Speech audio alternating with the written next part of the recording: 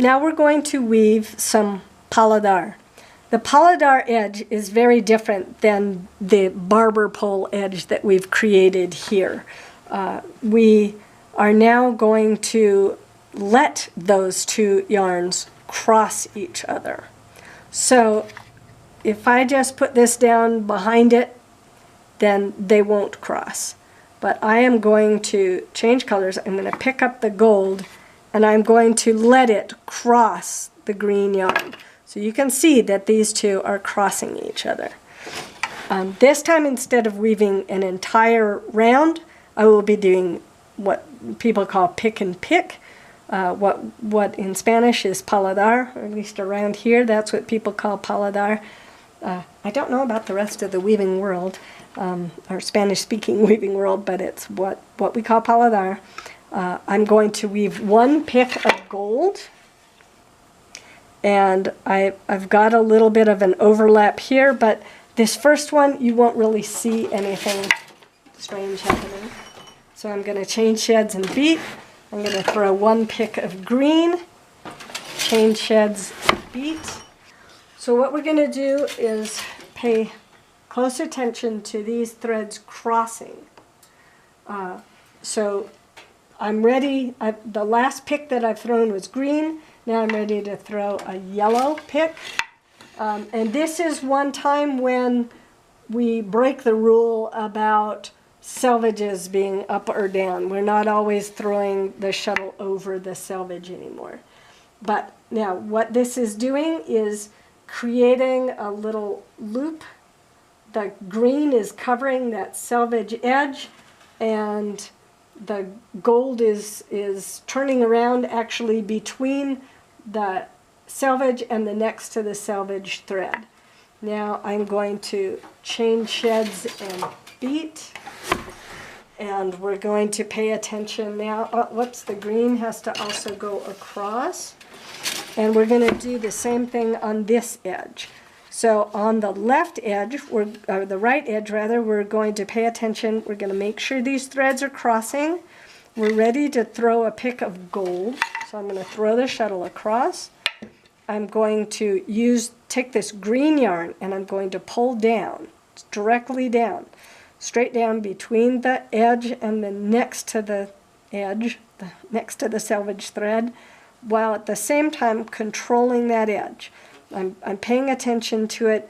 I am really prone to pulling in when I'm doing this, so I want to make sure that there is enough yarn that is here at this turnaround while I'm pulling the in this case, green yarn straight down. So I'm going to chain sheds and beat.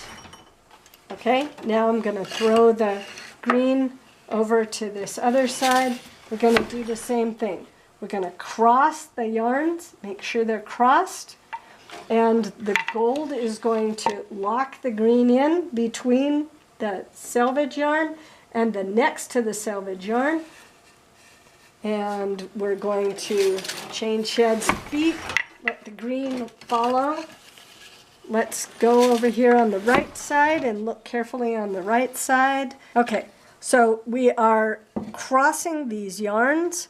So the gold is going to be going around the green, and the green is going to take that loop of gold to the bottom. So if I pull this straight down, I can make sure that I have just the right amount of yarn that is making a loop. Really, the gold is, there's a loop that is here. There's a gold loop that if I pull it up to the top, I can see that it's a lot more yarn than I would want to have at an edge. But the gold is covering both selvages. When I pull that loop down, I can cover it neatly and have enough yarn to cover that edge neatly. Okay, so at this moment in time, that little loop is going to pop up. But when I throw my green and I lock that in just right, it will cover. The gold is covering the selvage for both of those. So I'm just going to weave a little bit more. maybe a couple more rounds of this. But the Paladar edge has the shuttles crossing every time.